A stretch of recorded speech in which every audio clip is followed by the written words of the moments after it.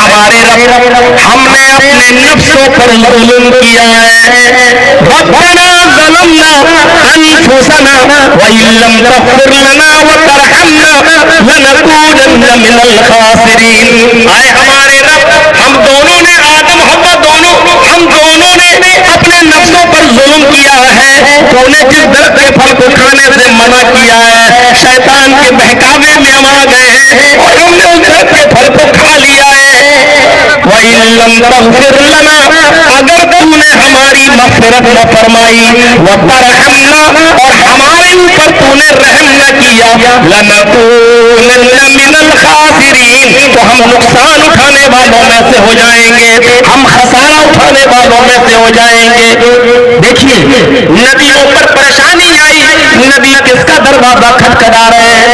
اللہ کا. آئیے نوح علیہ السلام کی زندگی پر نظر ڈالیے. نوح علیہ السلام نے کس کو پکارا؟ زمین سے پانی آیا, آسمان سے بھی پانی آیا. نوح علیہ السلام اپنے قوم کے لیے بددعا دے چکے, رب لا تذر علی الارض من الکافرین دیارا. اے اللہ میری قوم ایمان نہیں لائے گی, اے اللہ میری قوم میں کسی کافر و فاسق و فاجر کے گھر کو بھی باقی مت چھوڑنا. اے اللہ سب کو تو تباہ و برباد کر دے. رب لا تذر علی الارض من الکافرین. اے اللہ سارے کافروں کو چھوڑنا مت, اے اللہ ان کو ہلاک و برباد کر دے. اگر ایک کو بھی تو نے باقی چھوڑ دیا تو فاسق اور فاجر اولاد ہی پیدا ہوگی. لیکن حالت یہ کہ نوح علیہ السلام کا بیٹا خود پہاڑ کے اوپر چڑھ گیا. نوح علیہ السلام نے دیکھا کہ پانی بڑھتا جا رہا ہے تو اپنے بیٹے سے کہنے لگے اے میرے بیٹے میری کشتی میں آ جا, اے میرے بیٹے ایمان لیا, اے میرے بیٹے اللہ کو اپنا معبود مان لے, لا الہ الا اللہ کا اقرار کر لے, سر اللہ کے سامنے جھکانے والا بنا لے اپنے آپ کو اور آ جا میری کشتی میں. کہنے لگا بالکل نہیں آ سکتا میں آپ کی کشتی میں, ہم پہاڑ پہ چڑھ جائیں گے. دیکھیں پہاڑ پر پانی کیسے آتا ہے. وہ پہاڑ پہ چڑھ گیا. اولاد کی محبت اچھے اچھوں کو غافل کر دیتی ہے, اولاد کی محبت اچھے اچھوں کا ایمان بھی خراب کر دیتی ہے. نوح علیہ السلام نے دیکھا پانی پہاڑ پہ چڑھ گیا اور آج میرا بیٹا بچے گا نہیں. تو نوح علیہ السلام نے اللہ کو پکارا, فرمایا اے اللہ یہ میرا بیٹا ہے, اللہ یہ میرا بیٹا ہے, پانی اوپر تک چڑھ جائے گا, ڈوب کے مر جائے گا, اللہ میرے بیٹے کو بچا لے. نوح علیہ السلام نے کس کو پکارا؟ اللہ کو. لیکن اللہ نے جواب کیا دیا؟ اللہ نے جواب کیا دیا؟ انہو لیس من اہلک. اے نوح آج بیٹا کہہ دیا. آئندہ اگر اپنی اولاد کو کبھی بیٹا کہہ کر پکارا تو لوگوں کو چھین لوں گا. یہ تمہارا بیٹا ہے, تمہاری بات نہیں مانتا, میری توحید کا اقرار نہیں کرتا, تمہارے اہل و عیال سے نہیں ہے, نہیں سنوں گا تمہاری. آج تمہارے بیٹے کو مرنا ہے. اور نوح علیہ السلام کی اولاد, نوح کا بیٹا نوح علیہ السلام کی آنکھوں کے سامنے ڈوب کے مر گیا. میرے بھائیوں بتانا صرف اتنا تھا, بتانے کا مقصد صرف یہ ہے کہ مصیبت آئی بیٹے پر تو نوح نے کس کو پکارا؟ اللہ کو. لیکن اللہ نے بھی نوح کی نہیں سنی. کوئی ضروری نہیں کہ اللہ نبی کی بھی سن لے, کوئی ضروری نہیں. اللہ کے اوپر کسی کا پریشر بن نہیں سکتا, اللہ کے اوپر کوئی دباؤ کوئی بنا نہیں سکتا. کتنا بھی عقیدہ رکھ لو, ہم جس کے مرید ہیں بھاگ دوڑ کے ہمیں اللہ کے عذاب سے بچا لے گا.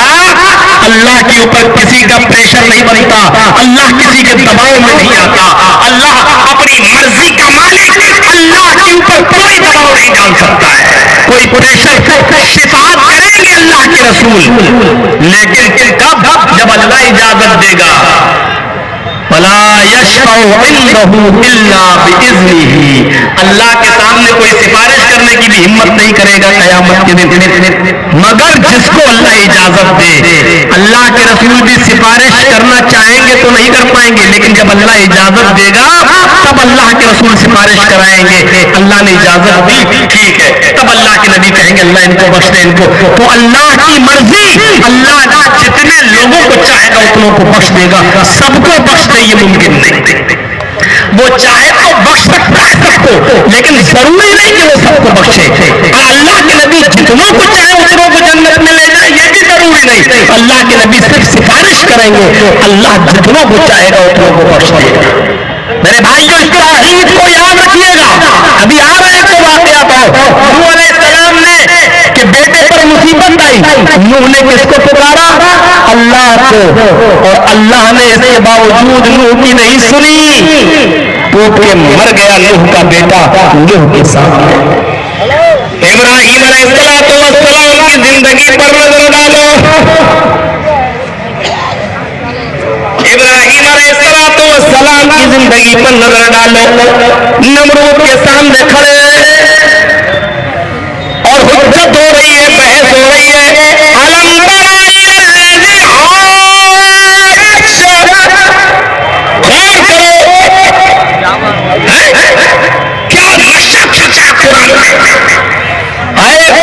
ابراہیم کیا اس کو نہیں دیکھا جو آپ سے بحث کر رہا تھا اللہ کے سلسلے میں؟ نمرود، اور نمرود کون ہے؟ کون ہے؟ پوری دنیا پر حکومت کرنے والا۔ وہ کافر پوری دنیا پر حکومت کیے ہیں، مسلمانوں نے بھی پوری دنیا پر حکومت کی ہے۔ پوری دنیا پر ایک سلیمان علیہ السلام نے اور ایک ذوالقرنین، یہ دو نکلے ہیں مسلمانوں میں جنہوں نے پوری دنیا پر حکومت کی ہے، اور دو کافر بھی تھے جنہوں نے پوری دنیا پر حکومت کی ہے، ایک نمرود اور ایک بخت نصر۔ ایک کا نام ہے بخت نصر، یہ دو کافر بھی ہیں جنہوں نے پوری دنیا پر حکومت کی ہے۔ ابراہیم علیہ السلام کس کے سامنے کھڑے ہیں؟ نمرود کے سامنے۔ اب ذرا ہستی دیکھیے، نمرود کون ہے؟ پوری دنیا کا بادشاہ، ارے کوئی گاؤں کا سرپنچ نہیں ہے نمرود، کسی گاؤں کا سرپنچ نہیں، مکھیا نہیں، ایم ایل اے نہیں، ایم پی نہیں، ڈی ایم نہیں، مجسٹریٹ نہیں، چیف منسٹر بھی نہیں، اور کسی ملک کا بادشاہ بھی نہیں، بلکہ پوری دنیا پر حکومت کرنے والا کون؟ نمرود۔ اور ابراہیم علیہ السلام اس کے سامنے دیکھ رہے ہیں، توحید انسان کے اندر یہ بہادری اور یہ جرأت پیدا کر دیتی ہے۔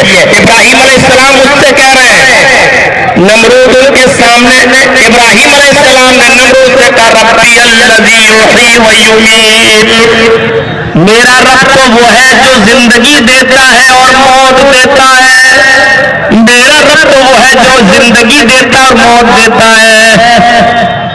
تو نمرود نے اس کے جواب میں کیا کہا؟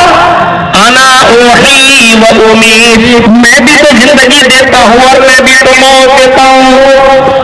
ابراہیم علیہ السلام نے کہا کیسے؟ موٹی عقل تھی، اس نے کیا کیا؟ جس کو پھانسی کی قتل کی سزا تھی، جیل میں جو بند تھا، جس کو 2-4 دن میں قتل کیا جانا تھا، اس نے سزا یافتہ کو نکالا قید خانے سے اور چھوڑ دیا، کہا دیکھو جس کو موت کی سزا تھی میں نے اس کو چھوڑ دیا، اور ایک بے قصور ایک بے گناہ آدمی کو لایا، پکڑا اور اس کو قتل کر دیا۔ اور ابراہیم نے کہا دیکھو میں نے ایک آدمی کو قتل کر دیا، میں بھی جس کو چاہوں مار سکتا ہوں اور جس کو چاہوں زندگی دے سکتا ہوں، انا اوحی و امید، میں بھی زندگی دیتا ہوں اور میں بھی موت دیتا ہوں۔ ابراہیم علیہ السلام سمجھ گئے اس کی موٹی کھوپڑی ہے، یہ ایسے نہیں سمجھے گا، تو فوراً ابراہیم علیہ السلام نے فوراً کیا کہا؟ نہیں، اے نمرود میرا رب وہ ہے، میرا اللہ تو وہ ہے جو مشرق سے سورج کو نکالتا ہے، پورب سے سورج کو نکالتا اور پشچم میں ڈبوتا ہے، مغرب میں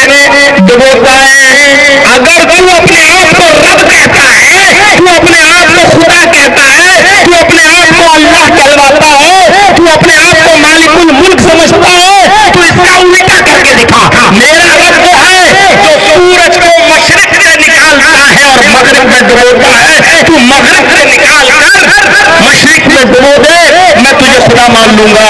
فبہت الذی کفر, اتنا کہنا تھا کہ اس نمرود کی آنکھیں پھٹی کی پھٹی رہ گئی. ابراہیم نے ہم سے کس چیز کا مطالبہ کر لیا؟ یاد رکھیے ابراہیم علیہ السلام کسی گاؤں کے سرپنچ کسی گاؤں کے مکھیا کا مقابلہ نہیں کر رہے ہیں بلکہ اکیلے تنے تنا پوری دنیا کے بادشاہ کے سامنے کھڑے ہو کر اس کو للکار رہے ہیں. یہ توحید کی طاقت ہوتی ہے, یہ توحید ہمت پیدا کرتی ہے. آپ اپنے باپ کے سامنے توحید زندہ نہیں کر سکتے ہو, آپ اپنی بیوی کے ساتھ توحید زندہ نہیں کر سکتے ہو, آپ اپنے گھر میں توحید کا اعلان نہیں کر سکتے ہو. ہمیں یہ چیز پسند تو آ رہی ہے لیکن اگر آج میں نے ایک اللہ کی سے مانگنا شروع کر دیا تو ہماری بہن کی شادی کیسے ہوگی, ہمارے بچوں کی شادی کیسے ہوگی, ہمارے گاؤں کے لوگ ہمیں پنچایت سے باہر کر دیں گے اگر ہم نے مذہب بدل دیا, مسلک بدل دیا. ایک اللہ کی عبادت کرنے والے اور ایک اللہ سے مانگنے والے اگر بن گئے تو ہماری بیٹی اور ہماری بہنوں کی شادیوں کا کیا ہوگا؟ آج اس شرم کی وجہ سے ہم صحیح چیز قبول نہیں کر پاتے ہیں. ابراہیم علیہ السلام کسی معمولی آدمی کا مقابلہ نہیں کر رہے ہیں بلکہ پوری دنیا کے بادشاہ کے سامنے اکیلے کھڑے ہیں. نمرود نے آگ کی تیاری کی اور آگ میں ڈالا جا رہا ہے ابراہیم علیہ السلام کو چرخی ڈال دی گئی, جھولے پہ لٹکا دیا گیا, آگ میں ڈالا جا رہا ہے. ابراہیم علیہ السلام کو جب آگ میں ڈالا جا رہا ہے یہ مصیبت ابراہیم علیہ السلام کے اوپر آتی ہے. اس مصیبت میں بھی ابراہیم علیہ السلام اللہ کو پکارتے ہیں. اس مصیبت میں بھی ابراہیم علیہ السلام اللہ کو پکارتے ہیں. یا نار کونی بردا وسلاما علی ابراہیم.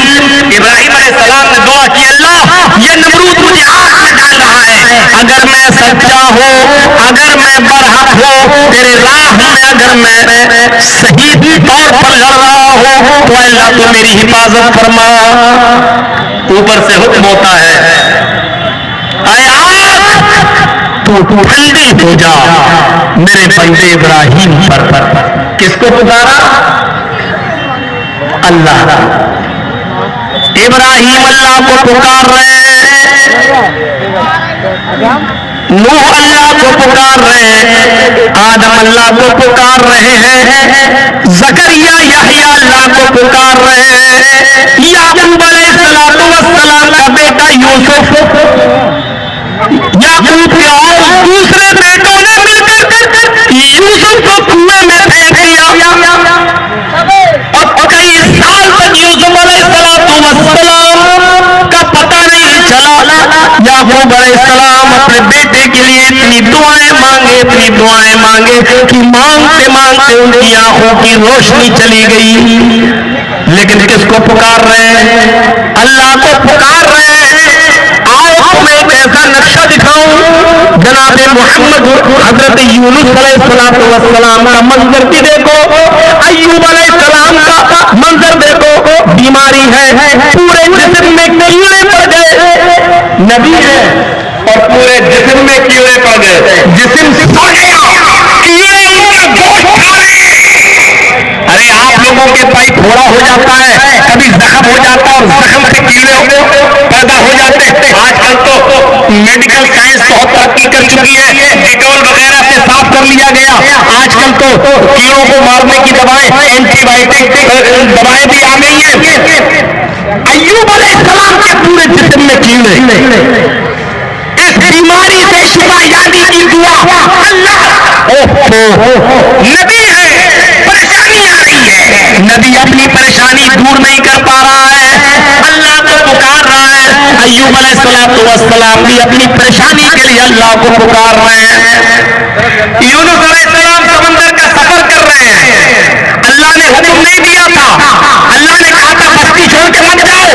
نہیں, اس بستی کے لوگ ایمان نہیں لا رہے, دوسری بستی میں جا کے تبلیغ کریں گے لیکن دوسری بستی میں. اللہ نے کہا نہیں, کسی بستی میں رہو. نہیں مانے. یونس علیہ السلام دوسری بستی میں جانے کے لیے سمندر کا سفر کر رہے ہیں. کشتی ہچکولے لینے لگی, آندھی آ گئی, طوفان آ گیا. میرے پیارے ساتھیوں, بڑا غور کرو, اس آندھی اور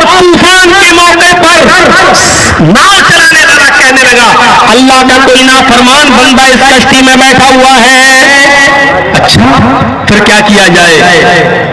کہا کیسے پتا چلے؟ کہا جو اللہ کی نافرمانی کر کے آیا ہے اس کو چاہیے کہ وہ اس سمندر میں کود جائے تاکہ پوری کی پوری کشتی میں اور لوگ نہ مارے جائیں۔ کون بتائے کہ میں نافرمانی کر کے آ رہا ہوں؟ پرچیاں ڈالی گئی، قرآن دازی ہوتی ہے، جب قرآن دازی کی نوبت آئی اور پرچیاں پھینکی جاتی ہیں زمین کشتی پر اور یونس علیہ السلام سے کہا جاتا ہے آئے یونس تم اٹھاؤ، تم اللہ کے نبی ہو، تم نیک بندے ہو، تم ہی پرچی اٹھاؤ، دیکھیں کس کا نام نکلتا ہے۔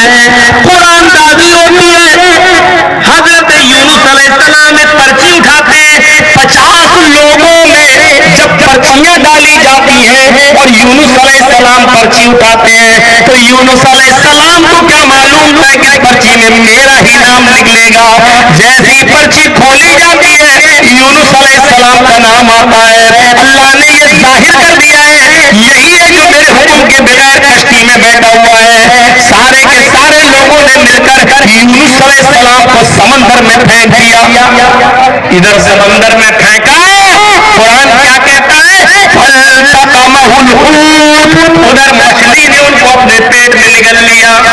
بڑی مچھلی، جو لوگ سمندر کا سفر کرتے ہیں، ہوائی پانی کے جہاز وغیرہ سے گئے ہوں گے حج کرنے پرانے زمانے کے لوگ، ان کو معلوم ہوگا سمندر میں کتنی کتنی بڑی مچھلیاں ہوتی ہیں، پورے پورے جہاز کو بھی پلٹ دیتی ہیں، کتنی بڑی بڑی مچھلیاں۔ میرے بھائیو، ایک مچھلی نے یونس علیہ السلام کو نگل لیا۔ یونس علیہ السلام مچھلی کے پیٹ میں ہے، 3 دن 3 رات یونس مچھلی کے پیٹ میں رہے۔ یونس علیہ السلام کے اوپر مصیبت آئی، نبی مصیبت اپنی مصیبت خود دور نہیں کر پا رہے، اپنی مصیبت کو دور کرنے کے لیے اللہ کو پکار رہے ہیں اور کیا دعا کر رہے ہیں؟ قرآن پڑھیے، لا الہ الا انت سبحانک انی کنت من الظالمین۔ لا الہ الا، نہیں ہے کوئی معبود سوائے تیرے، سبحانک تیری ذات پاک ہے، انی کنت من الظالمین، بے شک میں ہی ظالموں میں سے ہوں، یعنی تیری نافرمانی کی ہے اے اللہ، میں نے تیرا حکم نہیں مانا، بے شک میں ہی ظالموں میں سے ہوں۔ یہ دعا پڑی، تب اللہ تعالیٰ نے ان کو مچھلی کے پیٹ سے نکالا اور مچھلی نے ان کو خشکی میں جا کر اپنے اپنے پیٹ سے باہر نکال کر اگل دیا۔ تو میرے بھائیوں غور کرو اور غور کرو میرے پیارے ساتھیوں، یونس پر مصیبت آئی تو یونس نے کس کو پکارا؟ یہ توحید کا مشن ہے۔ خیر، آج اس سرائے نگر کے اندر جتنے بھی لوگ موجود ہیں اس پیغام کو سنیں، اتنے بڑے بڑے نبی، اتنے بڑے بڑے پیغمبر مصیبتیں خود دور نہیں کر پا رہے ہیں، اللہ سے شکایت کر رہے ہیں اور اللہ ان کی مصیبتوں کو دور کر رہا ہے۔ نبیوں کی زندگی یہ بتلا رہی ہے کہ پیغمبروں نے بھی اللہ ہی کو پکارا۔ آئیے ذرا محمد رسول اللہ کے بارے میں بھی سن لیجئے، اللہ کے نبی نے کس کو پکارا؟ نبی کی زندگی کیا کہتی ہے؟ آپ اندازہ لگائیے، نمازیں پڑھ لیجئے، سجدوں پہ سجدے کر لیجئے، جتنی چاہو عبادتیں کر لو، اگر توحید نہیں ہے، شرک پر عمل ہے ہمارا اور آپ کا، تو لئن اشرکت لیحبطن عملک، اگر شرک کرو گے تو تمہارے بھی عمل بیکار ہو جائیں گے۔ اللہ نے اپنے نبی محمد رسول اللہ سے بھی فرما دیا، لئن اشرکت لیحبطن عملک، اے محمد صلی اللہ علیہ وسلم اگر آپ نے بھی شرک کیا تو آپ کے عمل بھی بیکار ہو جائیں گے۔ توحید اور شرک ایک ساتھ نہیں چل سکتی ہے۔ مسجد میں جاؤ اور کہو اہدنا الصراط المستقیم صراط الذین انعمت علیہم، اے اللہ تو ہم کو سیدھا راستہ دکھا، اور پھر کسی چوکھٹ پہ جا کے کہو کہ بابا تیرے در پہ آئے جھولی بھر کے جاؤں گا، یہ دونوں چیزیں ایک ساتھ جمع نہیں ہو سکتی۔ اللہ کو پکارو تو اس کا انکار کرو، اللہ ہی کو پکارا جائے گا اور اللہ ہی سے مانگا جائے گا۔ آپ کو بتاؤ، ارے سنیے، جنگ بدر کا منظر معلوم ہے؟ جنگ بدر کا آئیے ذرا سن لیجیے ہم سے بھی۔ کتنے صحابہ تھے؟ 313، اور کافروں کا لشکر کتنا تھا؟ 1000 سے زیادہ۔ آئیے وہ نقشہ دکھانے جا رہا ہوں آپ کو کہ دنگ رہ جائے۔ 313 صحابہ اور کافر کتنے؟ 1000 سے زیادہ، ہر ایک کے مقابلے میں 3 سے زیادہ۔ کہاں 313 اور کہاں 1000 سے زیادہ؟ اور ان 1000 لوگوں کے پاس تیر بھی ہے، تلوار بھی ہے، زین بھی ہے اور گھوڑے بھی ہیں، اور صحابہ کرام کے پاس تلوار ہے لیکن اپنے آپ کو کافروں کے تیر سے بچانے کے لیے ڈھال نہیں ہے، گھوڑا ہے تو زین نہیں ہے، تیر ہے تو چھوڑنے کے لیے کمان نہیں ہے۔ منظر دیکھ رہے ہیں آپ، لیکن اس کے باوجود لڑنے کے لیے تیار ہیں۔ اللہ کے رسول نے 1000 کافروں کو دیکھا، محمد رسول اللہ نے 1000 کافروں کو دیکھا اور 313 نہتے مسلمانوں کی طرف نظر ڈالی۔ اب سنیے، 313 نہتے مسلمانوں کی طرف نظر ڈالی تو آنکھوں میں آنسو آ گئے اور سجدے میں گر گئے۔ نوٹ کریے، اللہ کے نبی صلی اللہ علیہ وسلم سجدے میں گر گئے اور اللہ کو پکار کر یہ دعا مانگی، اللہ سے یہ دعا کی۔ کس کو پکار رہے ہیں؟ اللہ کو۔ کون؟ محمد رسول اللہ صلی اللہ علیہ وسلم۔ اور دعا کے الفاظ کیا ہیں؟ اللہم لا تہلک ہذہ العصابہ ان تہلک ہذہ العصابہ لن تعبد بعد اليوم قط۔ ان دعاؤں پر، اس دعا پر ذرا غور کرو۔ اللہم لا تہلک ہذہ العصابہ، اے اللہ اس مٹھی پر جماعت کو ہلاک نہ کرنا، اے اللہ یہ 313 مسلمان صحابہ ان کو تو برباد مت کر دینا، ان کو تو ہلاک مت کر دینا۔ یہ نعمتیں ان کے پاس لڑنے کے لیے ہتھیار نہیں ہے، تیر ہے تو چھوڑنے کے لیے کمان نہیں، تلوار ہے تو بچانے کے لیے ڈھال نہیں، گھوڑا ہے تو زین نہیں۔ اے اللہ یہ ہتھیار سے لیس نہیں ہے، نہتے صحابہ ہیں، اے اللہ یہ تیرے نبی کی امتی ہے، یہی مٹھی بھر جماعت ہے، اے اللہ 13 سال مٹھی کی زندگی میں یہی 313 مسلمان ہوئے، اے اللہ اگر آج یہ مٹھی بھر جماعت ہلاک ہو گئی، ان تہلک ہذہ العصابہ لن تعبد بعد اليوم قط۔ اے اللہ اگر آج یہ مٹ گئے، اگر آج یہ ختم ہو گئے، اگر آج یہ دنیا سے ختم ہو گئے تو لن تعبد بعد اليوم قط، تو آج کے بعد کبھی کوئی تیرا نام لینے والا نہ ہوگا، اللہ اللہ کہنے والا نہ ہوگا، اللہ تیری عبادت کرنے والا کوئی نہیں ہوگا۔ اللہ کے رسول دعا مانگ رہے ہیں اور کس سے؟ اللہ سے۔ کیا کہہ رہے ہیں؟ اگر آج یہ مٹھی بھر جماعت، یہ 313 اگر ہلاک ہو گئے تو اس روئے زمین پر کبھی تیرا نام لینے والا کوئی نہیں ہوگا۔ پیچھے سے ابو بکر صدیق نے ہاتھ سے اشارہ کیا، سجدے میں ہے اللہ کے نبی، ایسے اشارہ کیا پیٹھ پر، اللہ کے نبی نے سجدے سے سر اٹھایا۔ ابو بکر صدیق کا بیان ہے، میں نے اللہ کے رسول کو اپنی پوری زندگی میں اتنا روتے ہوئے کبھی نہیں دیکھا جتنا میں نے بدر کے میدان میں اس زمین پر آنسو بہاتے ہوئے دیکھا۔ نبی پر پریشانی، نبی پر مصیبت کے بادل، لیکن پکار رہے ہیں تو اللہ کو پکار رہے ہیں. یہی توحید کا مشن ہے, یہی توحید کی دعوت ہے. آئے وہ لوگ جو نمازوں میں ایاک نعبد و ایاک نستعین کہتے ہو اور پھر آستانوں پہ جا کے کہتے ہو کہ بابا بیٹا دے دو, بیٹی دے دو. اپنے ایمان کا جائزہ لو, اپنی توحید کا جائزہ لو. اللہ تعالیٰ اپنے نبی سے بھی کہہ رہا ہے, اے محمد صلی اللہ علیہ وسلم, اگر آپ بھی شرک پر مریں گے اور آپ بھی شرک کریں گے تو آپ کے بھی عمل بیکار ہو جائیں گے.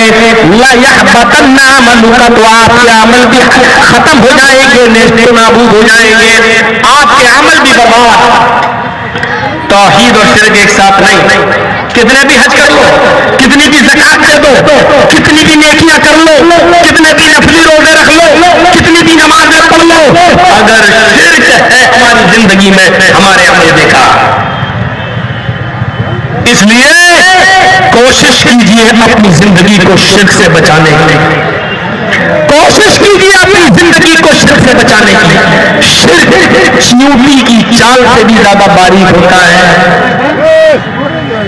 کوشش کریے یہ کہنے کی کہ بیمار تھا, ارے ڈاکٹر نے دوا دی تب جا کر مجھے آرام ملا. کوشش کریے یہ جملہ آپ کی زبان سے نہ نکلے, بلکہ یہ جملہ نکلے, بہت بیمار تھا, اللہ نے میرے دل میں ڈالا, اس ڈاکٹر سے دوا لے کے آیا, اللہ نے اس ڈاکٹر کی دوا کے ذریعے مجھے شفا عطا فرمائی ہے. یہ جملے نکلے ہمارے. ارے گھر میں کتا نہ ہوتا تو چوری ہو جاتی.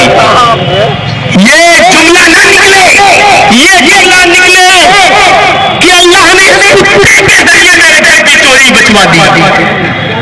شرک چیونٹی کی چال سے زیادہ باریک ہے, فلاں ڈاکٹر نے میری زندگی بچا لی. ایسے شرک سے اپنے آپ کو بچائیے میرے بھائی. اللہ کے نبی جناب محمد رسول اللہ صلی اللہ علیہ وسلم مکے سے مدینے کی طرف جا رہے ہیں. آپ اپنے اونٹنی پہ سوار ہیں, اونٹنی کی لگام کو تمام لوگ پکڑے ہوئے کہ میرے گھر پہ رکیے, میرے گھر پہ رکیے. اللہ کے نبی فرماتے ہیں اونٹنی کی لگام کو چھوڑ دو, اونٹنی آج میرے حکم سے نہیں اللہ کے حکم سے رکے گی. جس کے گھر پہ اللہ روکے گا اس کے گھر پہ رکے گی. مدینے کی عورتیں چھتوں پہ چڑھی ہوئی ہیں, دیکھنا چاہتی ہیں کہ اللہ کے رسول کی سواری کس کے مکان پہ رکتی ہے. عورتیں گھروں کی چھتوں پہ چڑھی ہیں, نبی اکرم کو اپنی آنکھوں سے دیکھنا چاہتی ہیں کہ یہ نبی کی اونٹنی کس کے گھر پہ رکتی ہے.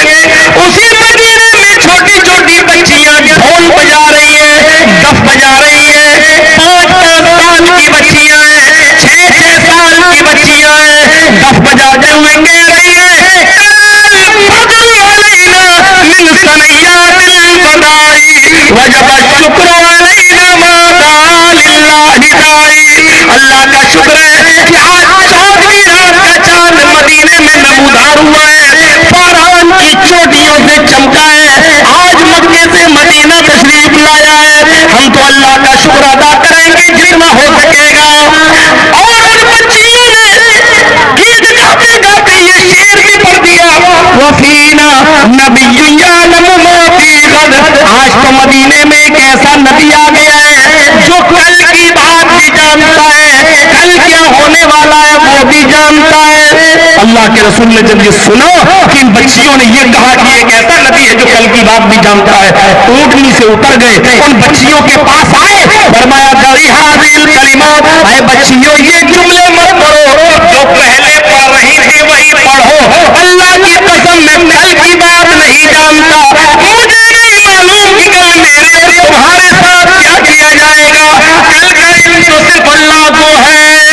شرک برداشت نہیں کیا, شرک برداشت نہیں کیا. آج میری اولاد اب اپنے پیروں میں کھڑی ہو گئی, ابھی ہمارے لیے سہارا بن گیا ہے, ابھی ہمیں کھلائے گا پلائے گا. نہیں, کوشش کرو کہ ہمارے منہ سے جملے نکلے کہ اللہ نے ہماری اولاد کو ان کے پیروں پہ کھڑا کر دیا, اور مجھے ان اولاد کے ذریعے اللہ رب العالمین میری پرورش فرمائے گا. یہ اولاد انشاءاللہ میرا سہارا بنے گی اللہ کی توفیق سے. یہ جملے ہمارے منہ سے نکلنا چاہیے. میرے بھائیوں چیونٹی کی چال سے زیادہ باریک ہوتا ہے یہ شرک. کوشش کریے شرکیہ جملے ہماری زبان سے نہ نکلے. آپ نے خولہ بنت ثعلبہ کا نام سنا ہوگا. ایک بہت ہی بزرگ صحابیہ گزری ہے. ذرا سنیے گا نقشہ, منظر دیکھیے گا. ان کے شوہر تھے خولہ بنت ثعلبہ کے اوس ابن صامت, ان کے ہسبینڈ تھے. اور کسی بات پر اپنی بیوی خولہ سے ناراض ہو گئے تو خولہ سے ناراضگی کے عالم میں کیا کہہ دیا, انت علی کظہر امی, اے خولہ تو مجھ پر میری ماں کی پیٹ کی طرح حرام ہو چکی ہے. عربی زبان میں یہ جملے بہت خطرناک ہیں. اگر کوئی شخص اپنی بیوی سے یہ کہہ دے کہ تو مجھ پر میری ماں کی طرح حرام ہے تو سمجھ لو کہ اس نے بہت بڑا جرم کیا ہے. اب اس جرم کی تلافی کیسے ہوگی؟ خولہ بنت ثعلبہ نے اوس ابن صامت سے کسی بات پر تھوڑی سی میاں بیوی ہے ہوتے دو برتن کھڑکتے ہیں. اوس ابن صامت نے کہہ دیا کہ انت علی کظہر امی, تو مجھ پر میری ماں کی طرح حرام ہو چکی ہے. چل اے خولہ تو مجھ پر میری ماں کی طرح حرام ہو گئی ہے, جس طرح میری ماں مجھ پر حرام تو بھی حرام. خولہ بنت ثعلبہ نے بعد میں کہا ہے میرے ہسبینڈ اوس یہ تم نے کیا کیا ہے, یہ ہمارے چھوٹے چھوٹے بچے کہاں جائیں گے. اب زبان سے نکلا ہوا تیر کیسے واپس آئے. اس زمانے میں یہ تھا کہ جو شخص اپنی بیوی کو اپنی ماں کی طرح حرام کر لے تو اب اس سے مل نہیں سکتا تھا, بلکہ ماں کی طرح اس کو خدمت کرنا پڑتی تھی اپنی بیوی کی, کیونکہ اب وہ ماں اب وہ بیوی نہیں رہی. اوس ابن صامت نے بعد میں بہت افسوس کیا کہ میرے منہ سے یہ جملے نہیں نکلنا چاہیے. میں آپ کو جو منظر بتانا چاہتا ہوں اس منظر کی طرف ذرا آئیے اور دیکھیے. میرے پیارے ساتھیوں اس منظر کی طرف ذرا آئیے اور دیکھیے. اوس ابن صامت کو افسوس ہوتا ہے. انہوں نے اپنی بیوی خولہ بنت ثعلبہ سے کہا اے خولہ تم محمد رسول اللہ کے پاس جاؤ اور اللہ کے نبی کو پوری بات بتاؤ. اللہ کے رسول کوئی نہ کوئی راستہ ضرور نکالیں گے, ہمارے اور تمہارے ملنے کا کوئی راستہ ضرور نکالیں گے. خولہ بنت ثعلبہ اپنی شکایت لے کر محمد رسول اللہ کے پاس آتی ہے اور کہتی ہے اے اللہ کے رسول میرے شوہر نے مجھ سے زہار کر لیا, میرے شوہر نے مجھے اپنی ماں کی طرح ہم کو حرام کر لیا. اے اللہ کے نبی میرے چھوٹے چھوٹے بچوں کو پیار تو میں دے سکتی ہوں لیکن کھلانے پلانے کی ذمہ داری اور کمانے کی ذمہ داری تو مرد کی ہوتی ہے. اے اللہ کے نبی میرے اور میرے شوہر کے درمیان کوئی راستہ نکالیے. اللہ کے نبی نے فرمایا اے خولہ تیرے لیے میرے پاس بھی کوئی راستہ نہیں ہے. دیکھیے نبی کی بھی چوکھٹ بند ہو گئی ہے. اللہ کے رسول نے فرمایا اے خولہ تیرے لیے میرے پاس بھی کوئی راستہ نہیں ہے, اب تو اپنے شوہر سے الگ رہے گی, تو اپنے شوہر کے لیے حرام ہو چکی ہے. اللہ کے نبی میرے شوہر نے مجھے طلاق تو نہیں دی, صرف ماں کی طرح حرام کر لیا, صرف بول دیا غصے میں آ کر آپ تو نبی ہے کوئی راستہ نکال سکتے ہیں. فرمایا خولہ اب میرے پاس بھی کوئی راستہ نہیں. مسند احمد ابن حنبل کی روایت کے مطابق خولہ نے اتنی ضد کی کہ اللہ کے رسول کوئی راستہ نکالیے کہ اللہ کے نبی صلی اللہ علیہ وسلم نے خولہ کو دروازے کے باہر کر دیا. اے خولہ ضد مت کرو, میرے پاس تمہارے لیے کوئی راستہ نہیں, جاؤ اب تم اپنے شوہر کے لیے حرام ہو چکی ہو. خولہ محمد رسول اللہ کے دروازے سے باہر آتی ہے, نبی کی چوکٹ کو چھوڑتی ہے, نبی کے دروازے کو چھوڑ دیتی ہے, گھر سے باہر نکلتی ہے. اب جو چیز دکھانا چاہتا ہوں ذرا ادھر دیکھیے گا. جے نگر والوں بڑے غور سے سنتے ہو تم, سنیے گا منظر. نبی کی چوکٹ بند, اللہ کے رسول نے دروازہ بند کر لیا اپنا. خولہ باہر, خولہ نے محمد رسول اللہ کے دروازے کی چوکٹ کو دیکھا, اسی دروازے سے لگی ہوئی مسجد نبوی کی چوکٹ کو بھی دیکھا. اس نے فوراً پکار کے کہا اے محمد ابن عبداللہ, محمد رسول اللہ آپ کا دروازہ بند ہو گیا تو کیا ہوا؟ آپ کا دروازہ بند ہوا تو کیا ہوا؟ رب کی چوکھٹ تو کھلی ہے، رب کا دروازہ تو کھلا ہے۔ لوگ کس کی چوکھٹوں پہ جاتے ہیں آج؟ اولاد کی فرمائش کرنے، بگڑے ہوئے کام بنانے کے لیے، اور یہاں تو زندہ ہے محمد رسول اللہ۔ خولہ بنت ثعلبہ کے لیے دروازہ بند، اور خولہ نے کیا کہا؟ اللہ کے رسول آج کی چوکھٹ بند ہو گئی تو کیا ہوا؟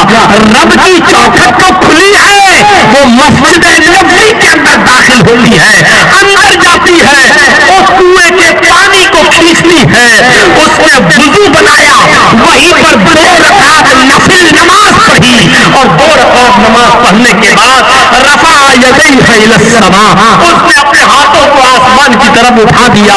ارے دعا مانگنے کے طریقے بھی سیکھ لو۔ بحث آج تک کرتے ہو امام کے پیچھے دعا ہو جاتی کہ نہیں ہو جاتی ہے؟ مسجد کا امام دعا کرے، ہم اس کے پیچھے دعا کرنا تو کیا حرج ہے؟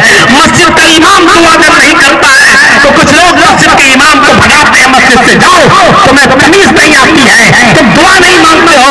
ارے دعا مانگنے کے اصول اور ضابطوں کو بھی سیکھو کہ دعا کیسے مانگی جاتی ہے۔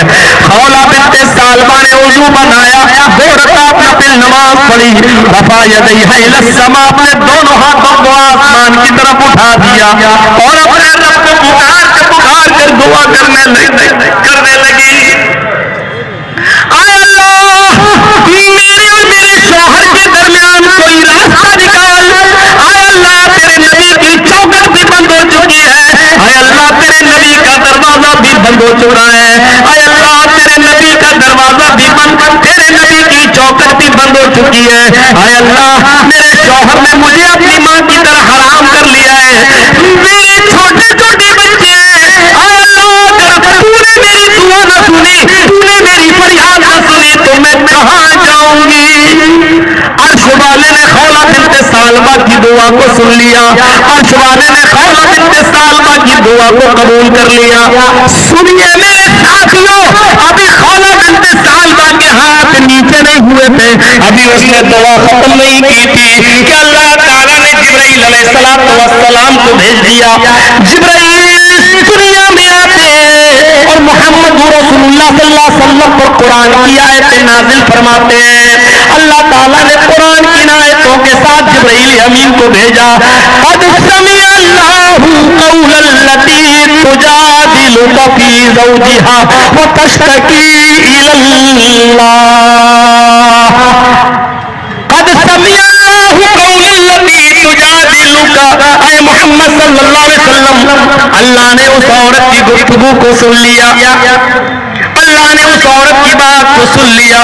قد سمع اللہ قول التی تجادلک، جو آپ سے بحث کر رہی تھی، قول التی تجادلک، جو آپ سے بحث کر رہی تھی، آپ سے اقرار کر رہی تھی کہ میرے اور میرے شوہر کے درمیان راستہ نکالو، آپ کی چوکھٹ بند ہو گئی۔ وتشتکی اللہ، تو وہ اللہ سے بھی فریاد کر رہی ہے، اللہ کو بھی پکار رہی۔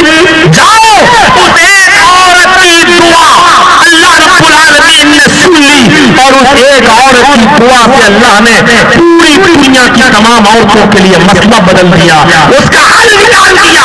اے محمد صلی اللہ علیہ وسلم، اس عورت کو بلائیے اور اس کو بتا دیجئے کہ اللہ رب العالمین نے تیرا حل نکال دیا ہے، اور حل یہ ہے کہ جو لوگ اپنی بیویوں کو اپنے اوپر اپنی ماں کی طرح حرام کر لیں، اگر وہ چاہتے ہیں کہ میں اپنی بیوی کو اپنی بیوی بناؤں تو ایک غلام آزاد کرے، ایک غلام آزاد کر دیں گے، ان کی بیوی ہو جائے گی۔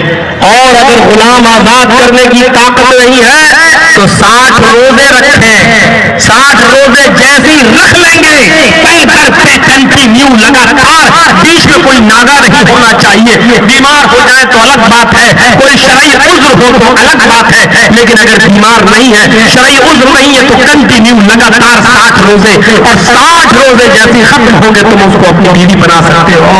اور 60 روزے رکھنے کی بھی طاقت نہیں ہے تو 60 مسکینوں کو, فقیروں کو کھانا کھلاؤ, اپنی بیوی بنا لو. میرے بھائی اس سے پہلے نہیں, لیکن راستہ تو نکالا. پہلے تو راستہ ہی نہیں تھا, حرام ہو گئی تو ہو گئی, اپنے آپ کو ماں کی طرح حرام کر لیا تو کر لیا. اب وہ بیوی بنی نہیں سکتی تھی, لیکن اللہ نے اس عورت کی دعا کو سنا.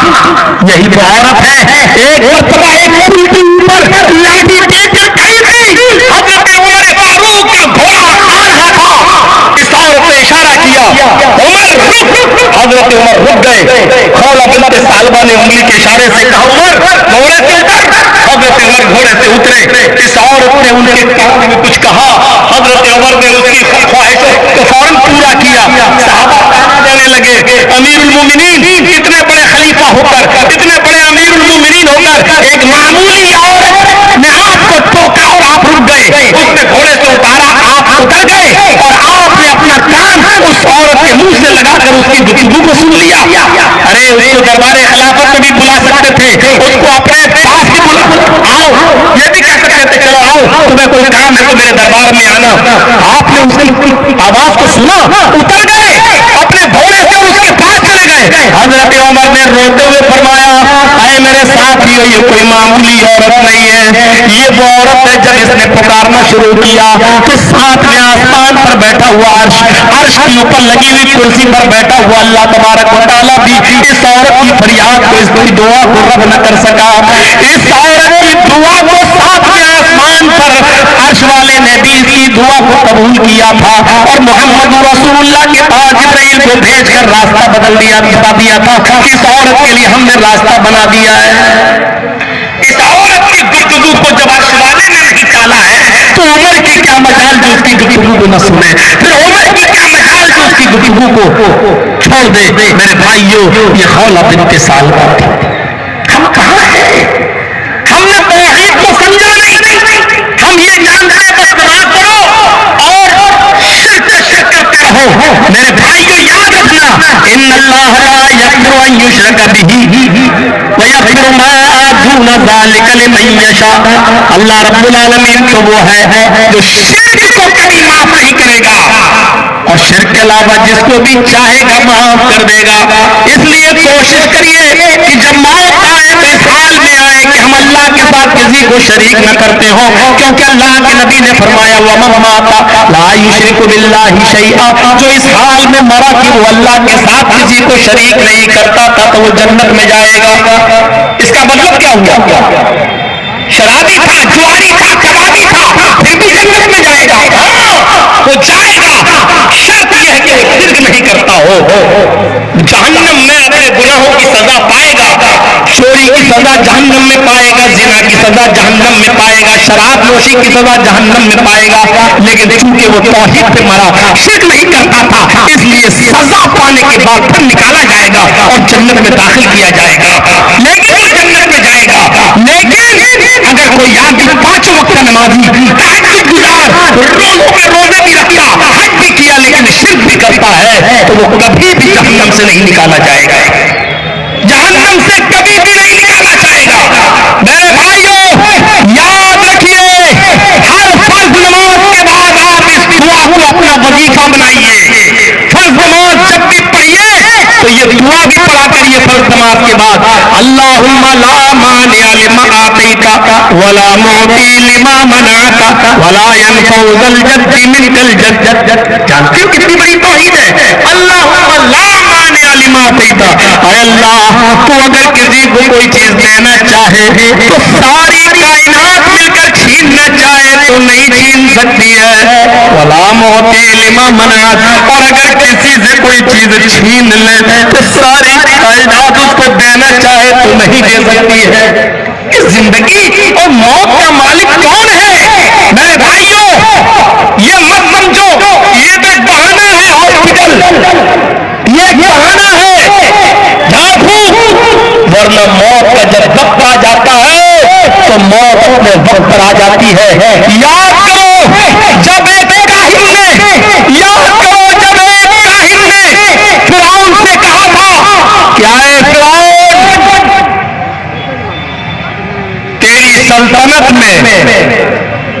ایک بچہ ایسا پیدا ہوگا جو بچہ بڑے ہو کر تیری سلطنت کی کایا کو پلٹ دے گا، تجھے ہٹا کر خود بادشاہ بن جائے گا، تجھے تیری مملکت سے بے دخل کرے گا۔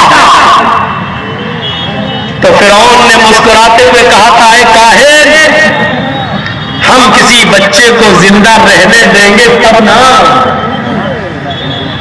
ارے بھائیو سنو، غور کرو، اس واقعے کو سنیے۔ فرعون نے اس کے بعد جو بھی بچہ پیدا ہوتا تھا ہر بچے کا قتل کروا دیا کرتا تھا۔ کیوں؟ کیونکہ ایک نجومی نے، کاہن نے یہ کہہ دیا تھا کہ ایک بچہ پیدا ہوگا جو بڑے ہو کر تیری سلطنت کو ختم کر کے خود بادشاہ بنے گا اور تجھے تخت و تاج سے بے دخل کر دے گا۔ فرعون اس کے بعد سے ہر بچے کو قتل کروانے لگا۔ فرعون کے وزیر، فرعون کے درباری ایک ایک گھر میں گھس گھس کر جائزہ لیتے تھے کہ کسی طریقے سے کسی بچے کا پتہ چل جائے۔ جس بچے کا پتہ چلتا تھا فرعون کے حوالے کر دیا جاتا تھا اور اس بچے کو قتل کر دیا جاتا تھا۔ کسی بچے کو زندہ نہیں رکھا جاتا تھا۔ اسی بستی میں، فرعون کی اسی مملکت میں، فرعون کی اسی بادشاہی میں اللہ تبارک و تعالیٰ نے موسیٰ کو پیدا کر دیا، اور موسیٰ کی ماں 3 دن 4 دن تک اپنے بچے کو چھپاتی رہی، اپنے بچے کو کبھی ادھر سے کبھی ادھر لے جاتی رہی، اور جب اس کو یقین ہو گیا کہ میرا بچہ بھی پکڑ لیا جائے گا، میرا بچہ بھی فرعون کے درباری اپنی گیٹ میں لے لیں گے اور اس کو فرعون کے سامنے پیش کر دیں گے اور فرعون میرے بچے کو قتل کر ڈالے گا، تو اس کے ذہن میں ترکیب آئی۔ اللہ نے اس ترکیب کو اس کے دماغ میں ڈالا۔ موسیٰ کی ماں نے لکڑی کے ایک صندوق کے اندر موسیٰ کو بند کر دیا، لکڑی کے ایک صندوق کے اندر موسیٰ کو بند کر دیا اور دریائے نیل کے سپرد کر دیا۔ جس جگہ کی لہریں بہ رہی تھی اسی جگہ پر لکڑی کے اس صندوق کو بہا دیا۔ وہ دیکھتی رہی اور سمندر کی لہریں اس لکڑی کے صندوق کو بہا کے لے جا رہی ہیں۔ موسیٰ کی ماں کے پاس کوئی اور راستہ نہیں تھا، میرے پاس یہ بچہ رہے گا تو دیکھ لیا جائے گا اور پکڑا جائے گا۔ ایسے سمندر میں بہتے بہتے اگر کسی کے گھر کے سامنے سے گزرے گا اور شاید کوئی اس بچے کو اٹھا لے اور اپنے گھر میں پال پوس کر بڑا کر دے۔ موسیٰ کی ماں نے صندوق میں موسیٰ کو بند کر کے لکڑی کے اور سمندر کے حوالے کر دیا، اور دیکھیے اللہ کی قدرت، وہ دریائے نیل میں بہتا بہتا، چونکہ فرعون کا محل بھی وہی تھا جو دریائے نیل سے لگا ہوا تھا، فرعون کی بیوی آسیہ کی نظر جب اس لکڑی کے صندوق پر پڑتی ہے جو اپنے محل سے جھانک رہی تھی، اس نے اپنے درباریوں کو بھیجا، کہا اس صندوق کو اٹھا کے لاؤ، پتہ نہیں کون سا خزانہ اس کے اندر ہے۔ اس کے درباری گئے، لکڑی کے اس صندوق کو اٹھا کے لائے، جب کھول کے دیکھا آسیہ نے، فرعون کی بیوی نے، تو دم رہ جاتی ہے، نہایت خوبصورت اور حسین و جمیل بچے کو دیکھتی ہے۔ فرعون کو پتا چلا، فرعون نے کہا میری بیوی اس بچے کو میرے حوالے کرو، میں اس کو قتل کروں گا۔ فرعون کی بیوی نے کہا نہیں، یہ بچہ تو ہمارے پاس رہے گا، ہماری اولاد نہیں، ہم اس کو اپنا بیٹا بنا لیں گے اور ہمارے یہاں رہے گا تو کیا آپ کے خلاف بغاوت کرے گا، ہم اس کی اچھی تربیت کریں گے۔ فرعون نے کہا نہیں، ہم اس کو قتل کریں گے، لیکن اپنی بیوی کی ضد کے آگے مان جاتا ہے، کہتا ہے کہ ٹھیک ہے، جب ہماری نگرانی میں رہے گا تو ہمارے خلاف کیا بغاوت کرے گا، ٹھیک ہے تم اس کو پالو۔ اس کو کیا معلوم تھا کہ یہی فرعون کے گھر میں پلنے والا یہی بچہ بڑے ہو کر ہماری سلطنت کو پلٹ دے گا۔ وہی فرعون جو ایک بچے کو زندہ نہیں رکھتا تھا، لیکن اللہ نے جس کو بچانا چاہا وہ فرعون کے گھر میں اللہ نے اس کو بچایا۔ وہ فرعون جو پورے ملک مصر کے پیدا ہونے کے بعد ہر بچے کو قتل کر دیتا تھا، لیکن اپنی تخت و سلطنت سے ہٹانے والے موسیٰ کو اپنے گھر میں پرورش کرتا ہے، پلواتا، اللہ رب العالمین اس کے گھر میں پلواتا ہے۔ یہ ہے قدرت کا نظام۔ میرے بھائیوں، کون بدل سکتا ہے قدرت کے اس نظام کو؟ کون چینجنگ کر سکتا ہے قدرت کے اس نظام کی؟ میرے بھائیوں، جب اللہ نے بچانا چاہا موسیٰ کو تو دیکھ لیجئے وہ فرعون جو ہر بچے کو قتل کر دیتا تھا لیکن موسیٰ کو نہیں مار پایا. کیوں؟ کیونکہ اللہ کو بچانا تھا. اور جس کو مارنا چاہے تو کوئی نہیں بچا سکتا. سن 1957 کا ایک واقعہ مجھے یاد آتا ہے. اس وقت ایک ٹرین چلتی تھی جو کوئلے والی ہوا کرتی تھی اور گورکھپور سے وہ ٹرین گونڈا کے لیے آتی تھی. جو لوگ چھوٹی لائن سے واقف ہے وہ جانتے ہوں گے. گورکھپور سے چلتے ہوئے نوگڑھ، پھر بڑھنی کے بعد ایک اسٹیشن آئی کواپور. کواپور سے یہ لوکل ٹرین چلی اور بلرام پور آنے سے پہلے ایک راپتی ندی پڑتی ہے. راپتی ندی کو کراس کرنے کے بعد جیسے ہی کراس کیا بلرام پور اسٹیشن کے آنے سے پہلے ٹرین کا ڈرائیور کیا دیکھتا ہے کہ ایک نوجوان لڑکی پٹری پر دوڑتی ہوئی چلی آ رہی ہے. خودکشی کرنا چاہتی ہے، مرنے کے ارادے سے آ رہی ہے. ٹرین کے ڈرائیور جس کا نام محمد قاسم تھا، یہ سن 1957 کی بات ہے، 1957 کی. اس نے بریک لگائے، پوری طاقت کے ساتھ اس نے بریک لگائے. بریک لگانے کے بعد دیکھتا ہے کہ ٹرین رک گئی. وہ جلدی سے ٹرین سے اترتا ہے. اترنے کے بعد دیکھتا ہے کہ لڑکی پٹری پر پڑی ہوئی ہے، لیٹی ہوئی ہے اور ٹرین اور لڑکی کے درمیان 2 بالش کا فاصلہ ہے. 2 بالش کا فاصلہ ہے. اس نے ٹھنڈی سانس لی کہ ٹرین کا پہیا اس لڑکی کے اوپر نہیں چلا. لڑکی بچ گئی. اس نے کہا میری محنت کامیاب ہو گئی. اس نے بریک لگائے لڑکی کو بچانے کے لیے اور جب اتر کے دیکھتا کہ 2 بالش کا فاصلہ ہے. اس نے لڑکی کو اٹھانا چاہا، اٹھو، لیکن لڑکی بے حس پڑی ہوئی ہے. اس نے ٹٹولا، لڑکی بے حس پڑی ہوئی ہے. اس نے ہاتھ رکھ کے دیکھا، دھڑکنیں بند، اس کی روح نکل چکی ہے. وہ ٹرین کے آنے سے پہلے ہی ہارٹ اٹیک سے مر چکی ہے. حرکتیں قلب اس کی بند ہو چکی ہے، وہ مر چکی ہے. محمد قاسم نے بیان دیا روتے ہوئے، کیا کہتا ہے کہ میری زندگی کو 20 سال ہو گئے ٹرین چلاتے ہوئے. 20 سال کی پوری زندگی میں میرے سامنے یہ پہلا حادثہ ہوا. میں نے پوری زندگی میں ٹرین چلانے کی لائف میں نے سب سے زوردار بریک آج لگائے اور میں نے پوری کوشش کی کہ ٹرین کو روک کر اس لڑکی کو بچا لوں، لیکن میں نے ٹرین روک دی. روکنے میں بھی کامیاب ہو گیا. لڑکی کے اوپر ٹرین کا پہیا بھی نہیں چڑھا، میں اس میں بھی کامیاب ہو گیا. لیکن اب اوپر والے ہی نے اس لڑکی کی زندگی میں موت لکھی تھی تو میں کیا کر سکتا ہوں. یعنی میری کوشش کے باوجود لڑکی نہیں بچ سکی ہے. اگر مارنے ہی سے اللہ رب العالمین آ جائے تو پھر دنیا کی کوئی طاقت بچا نہیں سکتی ہے. دونوں مثالیں دے دی. فرعون